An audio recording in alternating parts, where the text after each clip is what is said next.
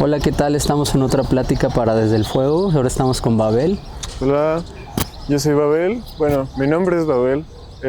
Soy escritor, soy duranguense eh, y no muchas cosas más. Soy más que escritor, me considero un cuerpo que escribe.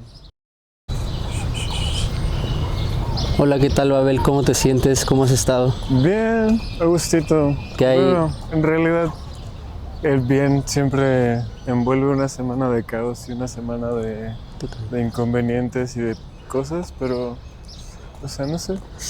Creo que el otro día tuve abrí un libro aleatoriamente y, no sé, eso me alegró un poco lo que leí, lo que encontré. Pero no sé, bien, creo que bien. Cuéntanos tú a qué te dedicas, qué haces, qué has hecho últimamente. Últimamente, estos últimos años en Guanajuato he estado estudiando letras. Me dedico a varias cosas, tengo dos trabajos, eh, atiendo a borrachos de tiempo completo, es lo que me gusta decir. Pero, pues no sé, más que nada, mm, como observar, no sé. Eh, Creo que eso es mucho del trabajo de todos los días, ¿no? Como estar al pendiente de las cosas que uno hace, más allá de las cosas tal cual, pues por donde uno camina. Y creo que eso he andado haciendo bastante, caminar. ¿Y así? Decías ahorita que eres de Durango. ¿Cómo es tu llegada a Guanajuato? Ah, ¿Y cómo es que llegas a ajá. estudiar letras y a escribir? Eso es una serie de circunstancias chistosas. Yo no escribía, o yo no tenía tanto el hábito de la escritura, tal vez como otras personas. Yo llegué a escribir ya, pues casi que circulando los tiempos antes de entrar a letras, ¿no? También mi llegada a Guanajuato fue muy caótica. Primero cuando llegué a estudiar matemáticas, pero ahí en medio se nos atravesó una pandemia y por, por una serie de talleres, una serie de círculos de lectura en los que participé durante la pandemia, que fueron en gran parte mi compañía. Ahí conocí uno de mis libros favoritos que se llama Cartucho de Nelly Campobello, otro de María Fernanda Ampuero. Conocí a muchas personas que hasta ahora son mis amistades. Y de ahí empecé a conocer a muchas personas que o escribían, o estudiaban letras, o simple y sencillamente leían, ¿no? Y pues muchas de mis lecturas siempre fueron muy dispersas, ¿no? Muy cercanas a pues, lo que encontraba en los libreros de las librerías más pues, de Liverpool, de Sanborns. Entonces, para mí eso fue un momento casi que de iluminación en medio de la pandemia, ¿no? El conocer este tipo de libros, conocer a Cartucho, que es un libro de una autora de Durango. Entonces, para mí ya como es lo literario siempre fue algo muy grande para mí, pero, pero en la pandemia fue un momento donde me encontró con mucha soledad o en medio de mucho embrollo y me acompañó y en cierta forma matemáticas ya no llenaba eso y empezar a compartir más círculos de lectura, empezar a compartir a más personas como de un ámbito como más artístico, pues me gustó y me hizo sentir a gusto, me hizo sentir compañía no solamente de las personas con quien convivía, sino de las personas que leía, lo que leía de esas personas y así. Después de eso, pues estudiar letras solo fue como, eh, no sé, un sentido más de inercia, ¿no? Es como ya estoy haciendo todo esto, ya estoy leyendo. Fue de las primeras veces esa vez con esas amistades. Menciono a Diana Velasco con mucho cariño, que fue la que propuso ese libro de Cartucho y me enamoró de Nelly Campobello.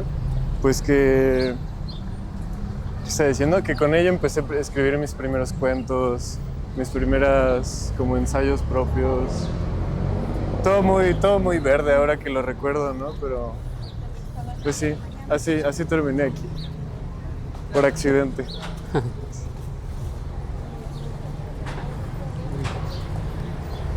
Como tótems de otro tiempo, tal vez Bueno, hace tiempo cuando usaba más Facebook y así, había una ranita que siempre compartía que era la de Feliz miércoles, mis valedores.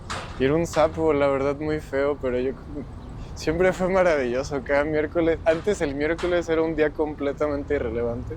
Y luego llegó esa ranita y dije de feliz, Dios mío, esto es todo lo que quiero en la vida. Una rana cada miércoles que me diga feliz miércoles, mi valedor. Y un poco, o sea, me gusta mucho Guanajuato porque, porque es como como ser ranas entre cerros, ¿no? Como el Guanajuato, ¿no? Me cae un poco que la mascota de la Universidad de Guanajuato sea una abeja, ¿por qué una abeja? O sea, las ranas son maravillosas, hay ranas por todos lados. Y luego estas ranas que son como muchas esculturas y así, son como tótems que ahí random que se siguen encontrando en la ciudad. Y es como, no sé, cada que paso, lo hago un poco irónicamente, pero no realmente, como encomendarte a las ranitas para otro día. Pásale, viejo, pásale. Solo como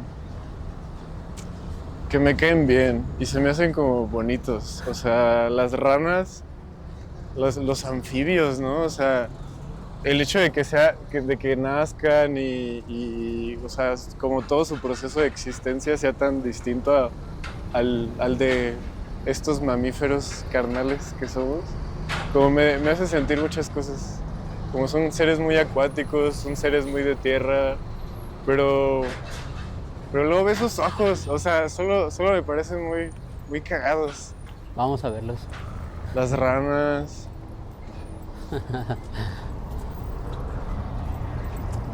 Luego, mi parte favorita de aquí de Pastitos es como justo este empedrado, porque es lo que estábamos hablando hace ratito, ¿no? Que en Guanajuato como siempre se te muestra de rostros distintos, siempre, no sé, como siempre hay una nueva cara si subes por un callejón, si ves un cerro de otra perspectiva y de repente todas esas colinas y piedras o empedrados que conoces, pues ya tienen otra forma, ¿no? Por ejemplo, esta parte de aquí es todo un empedrado de un sapo enorme que está en el suelo y que si lo ves en Google Maps se ve mucho más claramente, pero si te subes para acá y luego lo ves hacia abajo, se ve precioso, ¿no? No solamente desde arriba, sino como una rana reptando, algo así. Oye, te quería preguntar, de hecho, ¿cómo es para ti el proceso de escribir, por ejemplo, un poema o de llegar a una idea y cómo eso se transforma, perdón, en algo más concreto?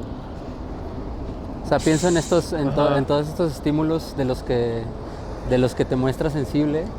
Me preguntaba cómo esa influencia de repente puede llegar a tener lugar en una idea que se va a convertir después en un verso o en un poema. Pues creo que para mí, mucha de la labor de escribir, hay momentos, ¿no? Siento que hay momentos donde por situaciones emocionales o anímicas o de cualquier tipo, como hay una mucha mayor tendencia a escribir, ¿no? Y a ponerte a escribir y de repente te salen un poema tras otro, poema tras otro. Pero creo que más allá de el momento donde se da, es como mucha labor recolectora, ¿no? O como de colección, ¿no? Como, no sé, o sea, como de muchas cosas. O sea, lo que estoy diciendo de las ranas, o ahorita estoy trabajando repartiendo comida y a cada rato me mandan a dar la vuelta hasta el Pípila, o tengo que ir al Pípila y luego bajar a Pastita, o no sé qué tantas vueltas doy y termino en lugares que ni conozco. Y no sé, muchas veces es cansado, sí, pero casi siempre es la labor de recolectar, ¿no? O sea, lugares, piezas, personas, situaciones. Hasta muchas veces, esto es un poco vergonzoso, pero me mama escuchar las conversaciones de otras personas. Porque no mames, o sea, siempre la gente dice unas cosas muy raras, muy raras y muy bonitas. 15, para Nat. Ojalá ser león para destrozar cosas vivas, para rugir como gritar y arrancar miradas opacas. Ojalá ser león para desgarrar gargantas por el suelo y pasear en un jardín de rosas, de tripitas rosas, ojos verdes y rostros enmudecidos. Rastrear historias en los sesos al sentirlos machacar bajo mis garras. Recostarme a dormir en un tapiz de jirones, de cartílago y de piel, orejitas mochas y naricitas fruncidas. Ojalá ser león para saborear con mi lengua negra, negra de tantos olores, olores de tantos aullidos, aullidos de tantos rostros apenados, de tanta vida, para soñar que en mi tripa hay un templo que puedo habitar. Ojalá ser león para no temer, para confundir en la otrera carne, al desmanchar con la pía sangre, el desprecio que me pudre, la miseria que me gangrena, y no tener que destrozarla en mis propias vísceras. Ese es el poema 15 y ese es para Nat. Este también me gusta mucho pensar este poemario no solamente como mío, porque incluso versos enteros son de otras personas, ¿no? Este poema tiene, no se verá aquí, pero tiene 2 astrillas, ¿no? Que es un tipo de comilla que Gerardo Motivos, una persona que me ha influenciado mucho, inventó como algún tipo de cuadro, él le llame como metamoderno, ¿no? Y esos primeros 2 versos, ojalá ser león para destrozar cosas vivas, fue algo que me dijo Natalia, ¿no? Un día que estábamos en su casa solo cotorreando. Y no sé, como es lo que digo, la poesía no solamente es un acto solitario, ¿no? Es beber de todas las personas, de todos los lugares que te rodean. Creo que es un poco como una fermentación, ¿no? Porque son estas pequeñas cositas que tal vez en sí mismas no tengan un sentido o una conexión mutua, pero todas esas células o moléculas cuando se juntan empiezan a producir cosas y se ven en otras cosas, ¿no? Al final de cuentas nacen de otros sentimientos o de búsquedas que uno trae. Antes me costaba mucho tal vez pensar en que tenía como mis propias búsquedas o mis propias indagaciones y pensaba tal vez que era como muy disperso, ¿no? En lo que hacía y lo que escribía, pero algo que me enseñó mucho personas como Ámbar, personas como Iván o incluso mis amigos, incluso Natalia, mi pareja, es como a releer, ¿no? Y revisar, ¿no? Mucho de lo que yo escribía casi siempre era como para recordar dónde había estado, recordar qué había sentido. Y muchas de las veces escribo mis poemas en diario, ¿no? O sea, no tanto en, quiero hacer este poema y tal y tal y tal, y estos son los temas que quiero abordar y lo voy a decir de tal manera, y estas son las 7 metáforas que voy a utilizar. Pues no, es más, para mí escribir mucho es de recordarme a mí como hasta cierto punto un trabajo de memoria. Y si a veces uso ciertas imágenes es porque me han resonado y las he repetido y las he reformulado en mi cabeza 7, 10, 15 veces. Y porque me gusta mucho revisitar esas cosas, ¿no? Y revisitar lo que escribo porque cada día es distinto. Porque cada día una imagen es otra cosa y cada día una imagen tiene otro rostro. Y no sé, es como esta idea de que las cosas nunca mueren, pero siempre están muriendo, siempre están volviendo a nacer. Entonces, pues un poco para mí la escritura es eso, como... está un poco raro, ¿no? Pero en cada poema dejarme morir un poco. O sea, dejar ahí algo mío, algo de mí. Y ni siquiera es completamente mío, ni siquiera es como... esto es lo que estaba hablando con un amigo, ¿no? El otro día, que está interesante explorar hasta cierto punto una poética del fracaso.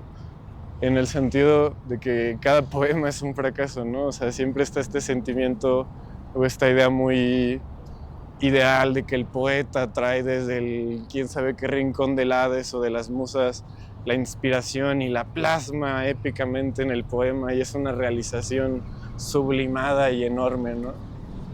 Pero más que, o sea, más que esa como wow, como ese evento épico de traer el poema de lo abstracto a lo lingüístico, para mí siempre es fracaso, ¿no? Porque siempre que quieres escribir un poema, incluso cuando tienes la libreta ahí y sale tal cual como lo pensabas, siempre cambias algo, siempre tienes que reescribir algo, como siempre faltaba algo, ¿no? Y hasta cierto punto creo que escribir es renunciar un poco a la idea de que vas a hacer el poema que quieres hacer y más, o sea, nunca vas a hacer, eso es lo que quiero decir, como nunca se puede hacer el poema que quieres escribir, solo vas a hacer el que escribas. Y en ese sentido es un fracaso, ¿no? Y es un dejarte fracasar para, pues porque si no, no hay nada, ¿no? Porque si lo piensas y lo piensas y lo piensas, pues no vas a escribir. Y, me gusta un poco pensar en eso, ¿no? No en un sentido negativo del fracaso donde es el fin del mundo, sino donde cada fracaso es una pequeña muerte que te permite seguir viviendo. Algo así. Ok, me hizo pensar lo que dices en el título del libro que acabas de sacar, Tripitas para dos. Tripitas.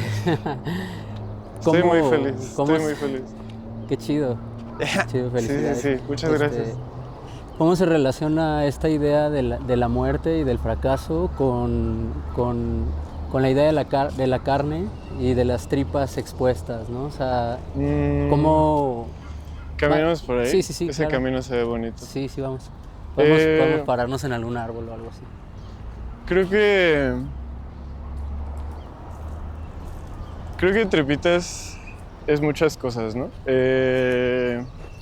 Tripitas es, o sea, muchos poemas que escribí. En realidad esa producción, por llamarla de alguna manera, esos poemas los escribí el año pasado, entre febrero y septiembre, creo que fue el último poema que escribí. ¿Cómo decirlo? Hay un fracaso en el sentido de que para mí ese poemario es un choque de voces y son voces mías, pero al final de cuentas ninguna es mía por lo que dije de que, o sea, es un fracaso, ¿no? O sea, cada poema es yo tratando de plasmarme de cierta forma, de encontrarme, tal vez una búsqueda un poco frustrada de definirme y por eso traté de pensarlo como pletóricamente, ¿no? Como la sangre que brota, la tripa que se le sale a uno, a lo que no puede contener incluso de lo propio, ¿no? Y hay una pequeña historia que yo trato de hilar en ese poemario, pero tal vez no queda del todo explícita, que es la historia de dos niños, ¿no? Un niño y un niña. La primera parte de Ambulaciones tiene más que ver con este niño y con sus propios conflictos, sus choques, sus voces contradictorias de dentro, como una plétora de voces que chocan dentro de sí mismo, que sangran. Y lo relata uno de los poemas, si quieren luego se los leo. Ajá. Es sobre un niño y un niña, ¿no? La historia va un poco de que no son necesariamente dos niños, sino que son el mismo niño, solo que el niño está cargando su propio cadáver. Es como si el niño hubiera muerto y de él hubiera salido otra cosa y ese niño que salió está tratando de alguna forma salvar ese cuerpo, de alguna forma como conservarlo, ¿no? O arrastrarlo. Tal vez esta idea un poco fetichista no quiero decirle de otra forma, pero sí fetichista, de cargar a un muerto, ¿no? Esa imagen me gustó mucho, como hasta cierto punto para mí, porque me ha costado, o sea, lo enuncio muy fácil, la poética del fracaso y así, pero me cuesta mucho soltar cosas, me cuesta mucho soltar personas, me cuesta mucho soltar amistades, me costó mucho alejarme de Durango, pero por eso es la niña que carga a su niño, ¿no? Es como para mí, también tiene mucho que ver con mi etapa de transición de una persona cisgénero a una persona no binaria, de otras búsquedas de mí mismo, de mi propia identidad, no solamente como la persona que era antes, sino Babel, aquí en Guanajuato. Ese niño y ese niña, los dos soy yo. Eh, sí, no sé cómo decirlo. Es muchas cosas tripitas. También te quería preguntar, algo que me llamó mucho la atención fue que hay un montón de dedicatorias Ujú, en el poemario y eso al final da la sensación de que hay muchas otras presencias ahí, ¿no? O ujú, sea, como que hay como esta evocación de relacional, ujú. de personas que están en tu vida, de personas que te influencian de alguna manera. ¿Cómo, o sea, qué importancia le das a eso? ¿Qué lugar tiene para ti con respecto a tu escritura y también con respecto al libro en específico, ¿no? Mm, quería genuinamente que Tripitas fuera un tributo. No sé si un tributo, un sacrificio o algo, pero definitivamente un regalo, ¿no? A pesar de que sí hay poemas medio sad boy, medio tristones, pues no sé, o sea, más allá de lo que tal cual sea, para mí fue, o sea, la producción, no me gusta esa palabra porque es una palabra muy como taxonómica. Para mí, escribir ese poemario, para mí, vivir ese poemario, o sea, hacerlo carne, es lo que me gusta pensar, ¿no? Que es una categoría que me gusta mucho, la categoría del cuerpo y la categoría del órgano. Como eh, esta idea de que no solamente somos, esta idea de que no somos alma y cuerpo, como siempre nos han dicho, como siempre lo pensamos, y esto hasta normal, ¿no? Hasta cuando lo decimos como es que tengo cuerpo, ¿no? O sea, como si fuera algo que sostenemos. Pero creo que me gusta mucho más pensar que solamente somos carnita, ¿no? Que somos carnita que camina, que somos carnita que escribe, carnita que se escribe, ¿no? Y lo digo así porque para mí, mis amistades, o sea, sí mi cuerpo es mi cuerpo, pero tampoco me gusta limitarme a eso, ¿no? Sino que mi cuerpo y mis sentires también son los dolores y el sangrar de una carne, de unas carnes, de unos cuerpos, de una carne colectiva, ¿no? Y que si esas carnes se conocen, se sienten, se quieren, es porque hay un órgano que los conecta. Para mí muchas veces ese órgano que une, ese órgano que nos hace ser algo más que solamente nuestra experiencia individual, pues es la escritura, y más que la escritura, el lenguaje, ¿no? O sea, yo no puedo saber cómo se siente alguien más si no si no trato de comunicarme con esa persona, ¿no? O sea, y la idea del poema me parece un poco así como el vomitar este órgano, este órgano que se nos conecta mutuamente, que sangra, que siente, que sufre, pero, pero que también está ahí, ¿no? Y que también es parte de nosotros. Eh, no sé cómo explicarme. Para mí, ese órgano que es Tripitas, esa bola de tripas que está en la contraportada desbordándose de un altar, para mí esas tripas son como, más que algo negativo, más que algo como ponzoñoso, es como vivo, ¿no? Y para mí esa pulsación es la vida que tuve que vivir con muchas personas, los lugares en los que estuve, las personas que leyeron una y otra vez los poemas chafones que les enseñaba. Eh, es un tributo porque es un trabajo que no solamente fue mío, y porque me apoyaron de una y otra forma, me abrazaron de muchas formas, y esos poemas no los quiero pensar solo como míos, sino como, no sé, como que nacieron de un útero lingüístico que corresponde a muchas más personas que solo a mí. Y a veces me gusta pensarlo como a dos, como yo y tú y yo, pero en un sentido mucho más grande, en un sentido de, de que la tripa es compartida, el, la víscera, lo sangrante siempre es mutuo y siempre se sufre mutuamente. Entonces, tal vez, por eso es Tripitas para dos. Sí, de hecho es algo que me llamó la atención mucho y que me gustó, fue que parecía haber implícito ahí una política de los cuerpos muy interesante. En el momento de plantear el cuerpo y sobre todo la interioridad del cuerpo, pero más desde una exterioridad que da la idea de una construcción impersonal de los sentidos, ¿no? Que pienso que a final de cuentas en tus poemas hay una organización de los afectos que llama la atención, ¿no? Porque hay un ejercicio de empatía muy fuerte. Es inevitable pensar en esto cuando ves uno tras otro los poemas dedicados, además como creando una constelación de relaciones muy interesante. ¿Cómo vives eso? ¿Cómo lo ves extrapolado partiendo de tu escritura, pues, a la vida diaria? Uy, qué pregunta. Pues tal vez retomo un poco lo de la escritura y lo del lenguaje, ¿no? Que el lenguaje, me lo dijo una vez Jimena hablando de situaciones de la movilización que hubo el año pasado en la universidad, que al final, o sea, si algo nos duele es porque es carne viva, ¿no? Si algo lo sentimos es porque es carne que sangra. Y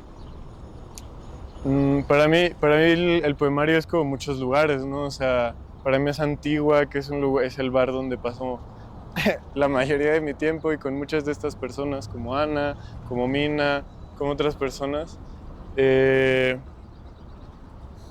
No lo sé, creo que lo que mencionaba un poco del cuerpo que se escribe, me gustaría mencionar a una autora que se llama María Luisa Puga. Ella escribió un montonal de cosas, pero en particular tiene un libro que se llama Diario del Dolor.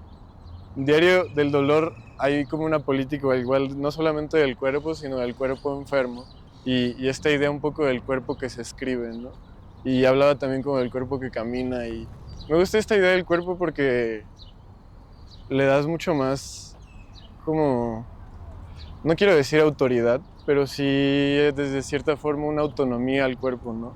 El cuerpo nombrado, el cuerpo que se escribe en el sentido de que puede cambiar, ¿no? O sea, la lengua no solamente es algo que, pásame el vaso de agua y te lo paso y ya, o sea, no solamente es un sistema de impulsos y reglas en el que yo te digo tal y tú haces tal, sino que es, tal vez suene como demasiado lanzado, pero es transformador, ¿no? O sea, el simple hecho, y yo lo repito mucho, el simple hecho de que tengamos nombre y nos nombremos desde nuestro nombre y digamos con tanta certeza como yo soy Babel, yo soy mexicano, yo soy escritor, eso ya es transformador, ¿no? O sea, ya hay como un cuerpo que se nombra, es un cuerpo que se reencarna, ¿no? Que es un cuerpo que muere y vuelve a ser otra cosa.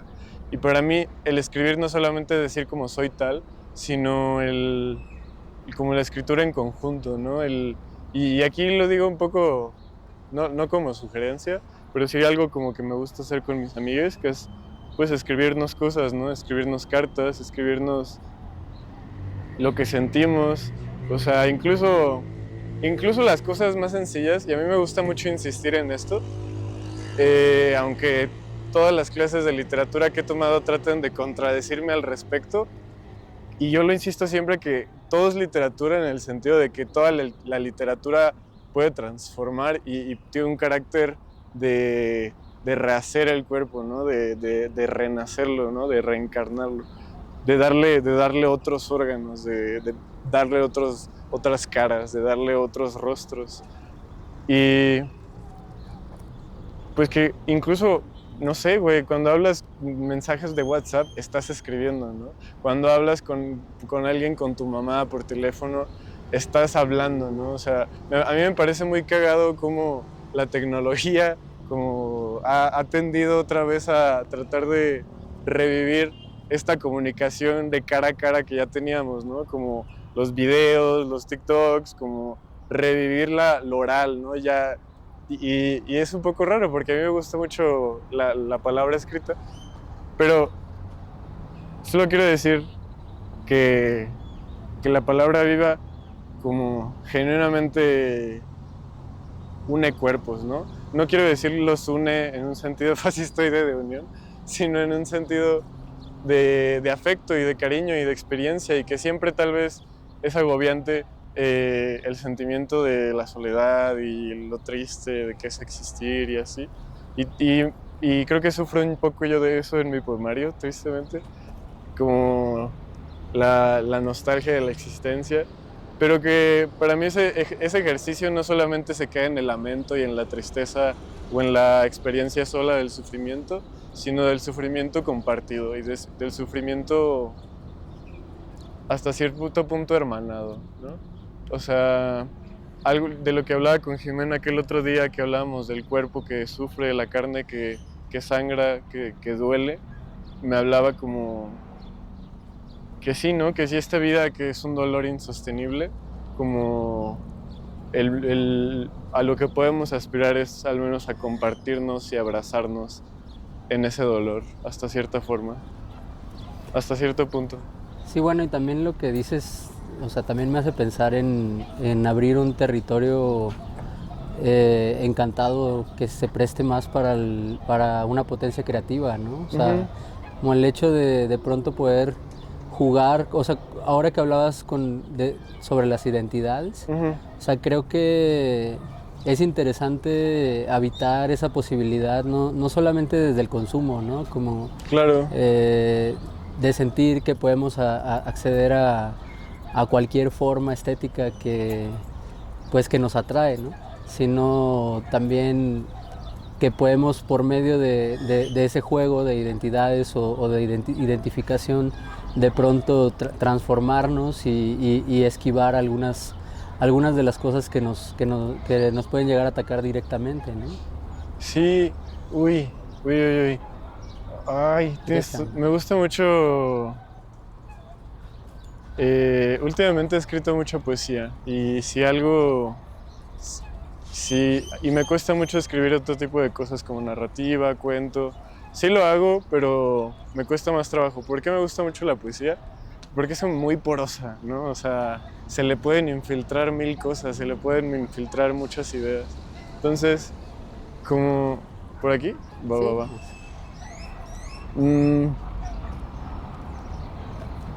Me gusta mucho la idea de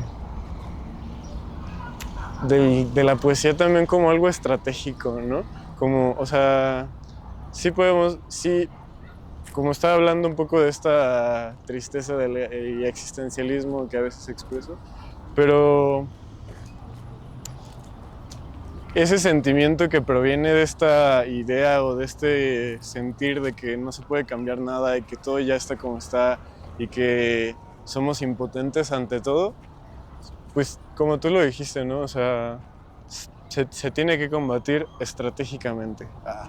Y creo que la poesía hasta cierto punto, su porosidad, su indefinición, se puede, no quiero decir utilizar, pero se puede vivir para combatir ese cierto tipo de cosas, ¿no? Ese cierto tipo de realidades que se nos imponen, que nos definen, que nos encasillan, que hacen de nuestra vida una ruta como muy definida y muy clara, ¿no?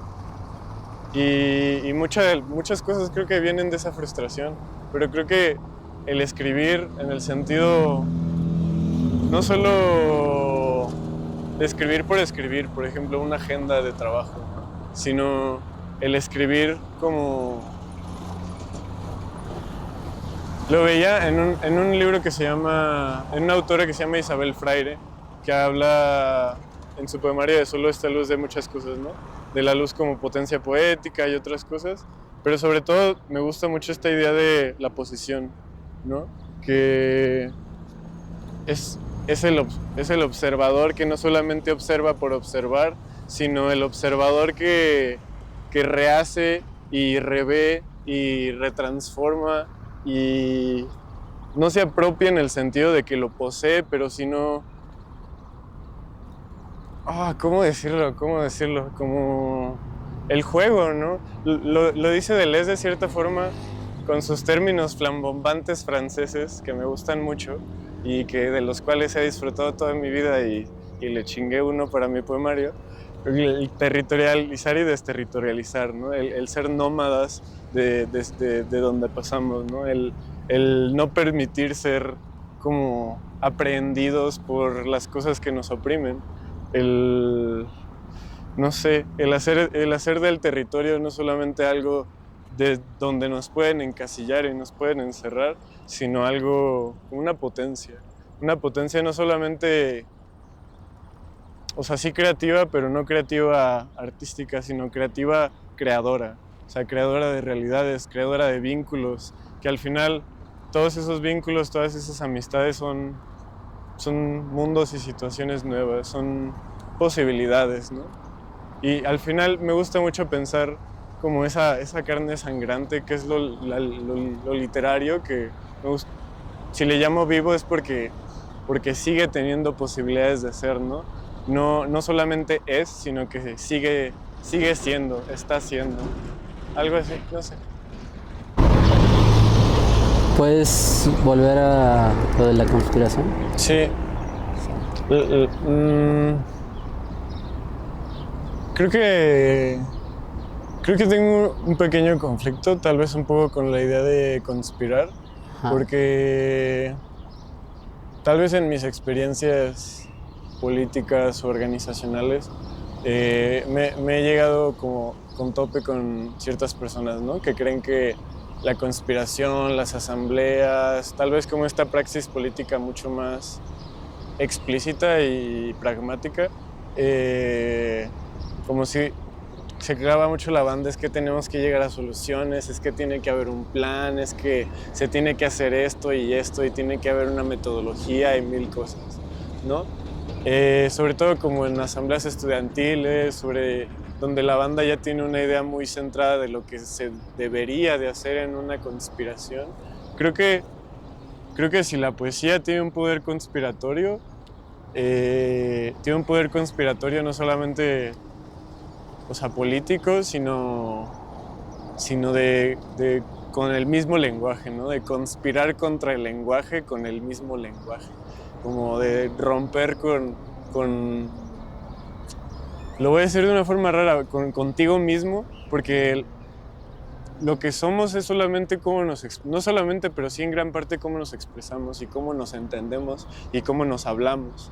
Y si entendemos que hay formas y hay limitaciones y hay como fórmulas muy básicas desde las cuales tal vez nos hemos enunciado toda nuestra vida y que hay más que eso, o sea, que hay más que solamente ser lo que nos dijeron que somos, por ejemplo, ser nuestro nombre, ser escritor, ser estudiante, ser obrero, ser hombre, ser lo que sea.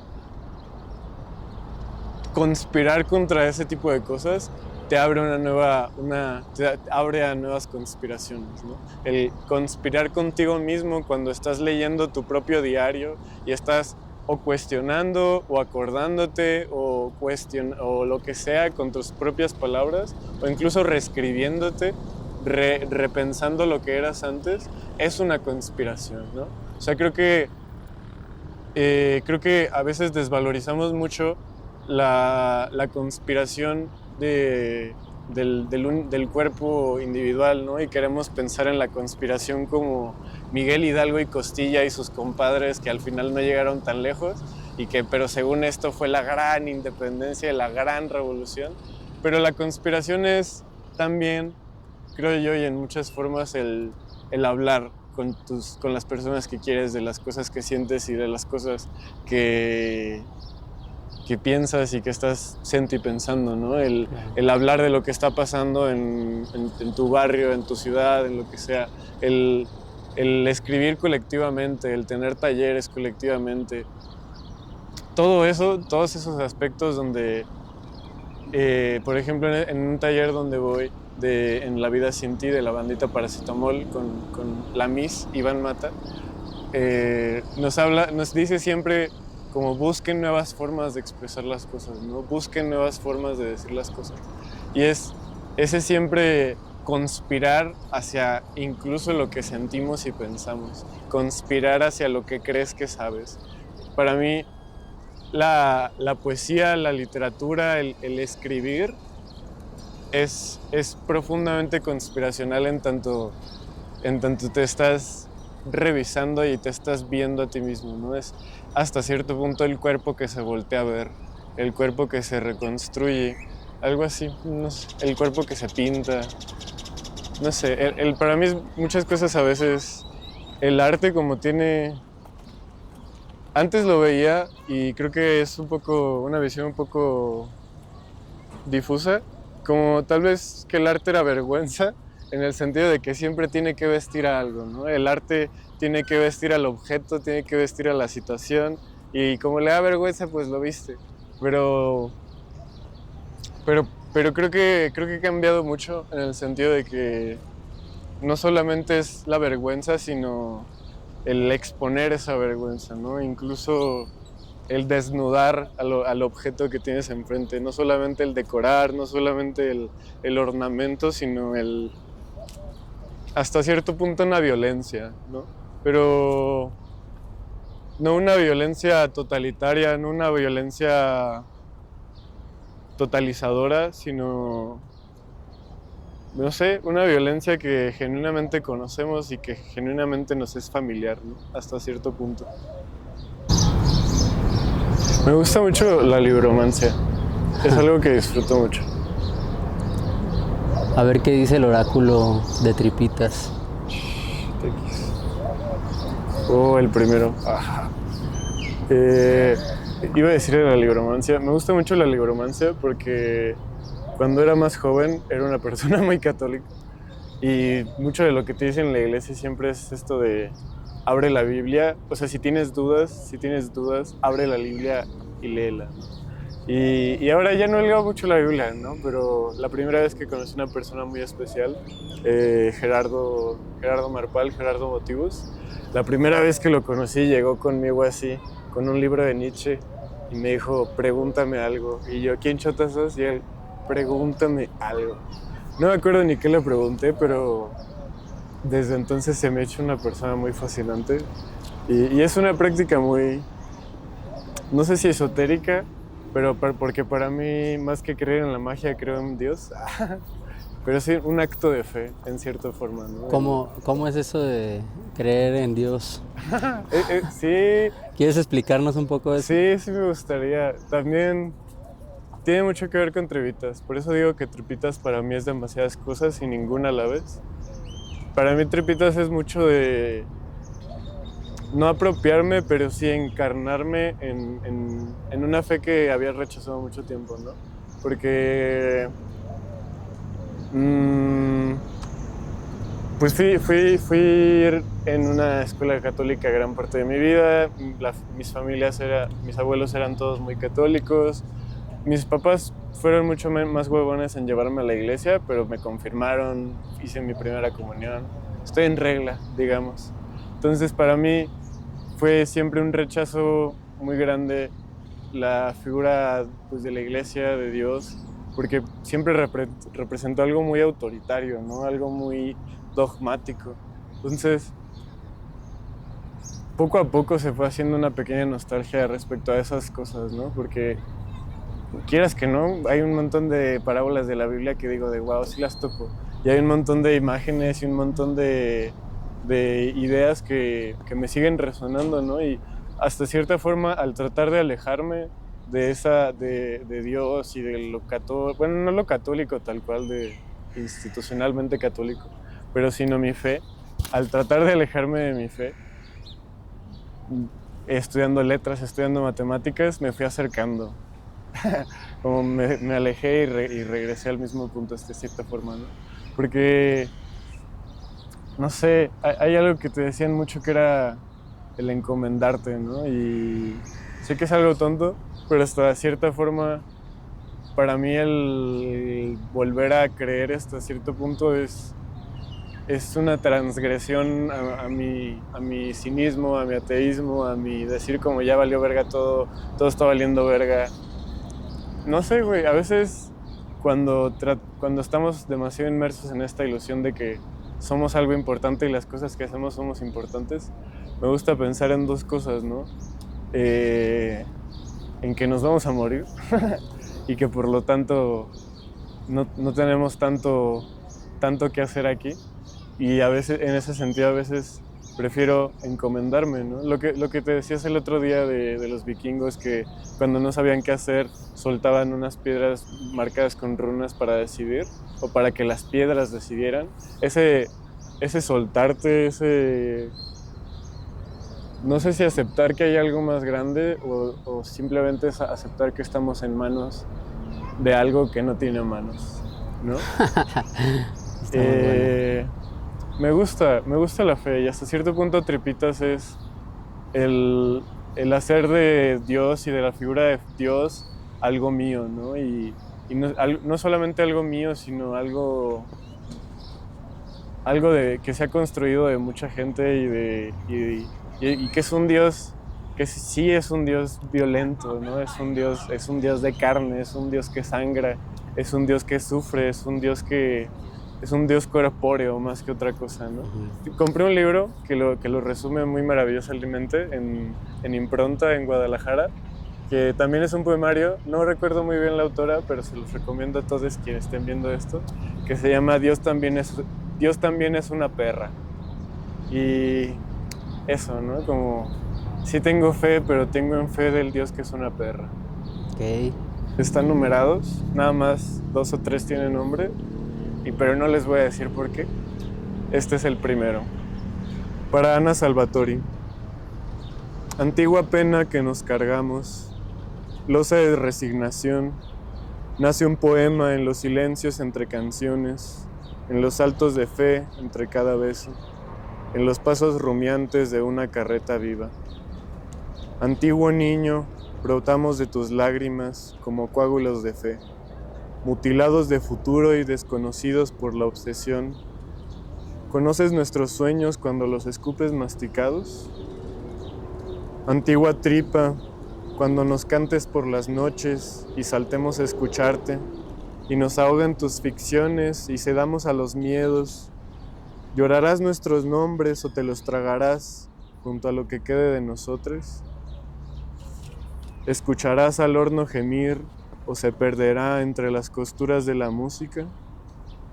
¿Salvarás a la rata de la trampa de pegamento que grita por su madre o le romperás el cuello o nos romperás el cuello o dejarás que gritemos hasta que seamos parte de ti? Ese es un poema con mucho cariño a un bar que no voy a decir su nombre. Y leeré el 26, que es el poema que les decía que hablaba un poco de la historia de este niño y este niño. Y ya. 26. Para él, ya no recuerdo su nombre. 1. Tentación de matar aquello de lo que huimos. Obligación de mi nombre y la culpa. Disección de sentir la voz de mis vísceras y de infantes el recuerdo exhausto. Premonición de saltar al velo, de traspasar un sueño abovedado, de ser presencia como cuerpo degollado. Quiso hacer hogar entre dos ríos, enquistado y esperante, como alacrán entre dos terruños que le gritan que se vaya, como bisturí que expira calma, que encuentra lecho y descanso entre dos carnes que debieran ser la mía. Quiso ser permanente huida y por milagro nunca soltó el cadáver, flora cenicienta, de haberse matado a sí misma. Y por entre yermos porfíos y en los desdobles de los minutos recorren su cadáver y le niñe, el muertito cubriéndole su rostro y ambes cuidándose de Dios. 2. Sin nombre, raza, ni infancia, se desvive la carreta viva. y en su calvario se dibuja un templo hueco, y en el hueco había un espejo que la niña siempre quiso querer. La niña siempre buscó, mas no sabía encontrar. La niña se perdió, pero no supo soñar. La niña se agotó y después durmió, aun cuando la noche solo desprecio le ofreció. Y en un momento jacarándico, ante la muerte de la fe en la mentira, quiso ser un tiempo, quiso ser un momento, un instante eterno de infinitesimales proporciones, con plena ausencia de ansia por no ser sus palabras. Y escuchó el goteo y soñó un reflejo. Cuando imaginó el templo hueco, de rodillas arrastró su confesión. 3. No se siente la pausa como algo posible. No hay titubeo, solo encabalgamiento, estampida de caballería violenta contra el ocio y el sueño, pero una velocidad que se extiende tortuosamente en el viento y muere en mi fuerza para aprehenderlo, para decirlo, para perderlo. No sé cómo hablar de lo tentador, pero me rodea. No sé cómo mentir para mostrarme a los demás. No sé reconocer mis dedos en los extremos de mis palabras. Ya no encuentro más que rostros que ruegan por caras o algún paisaje que los sepulte. 4. El niño muerto le ahorcó. Hizo caber su mugre entre la carne de su cuello.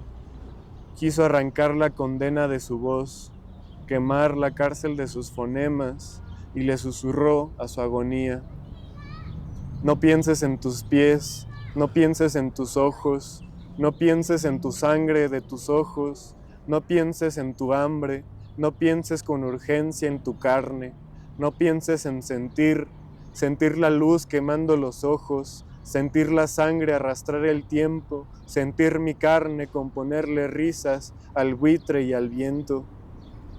Háblale a la mugre, porque solo ella sabrá escuchar. 5.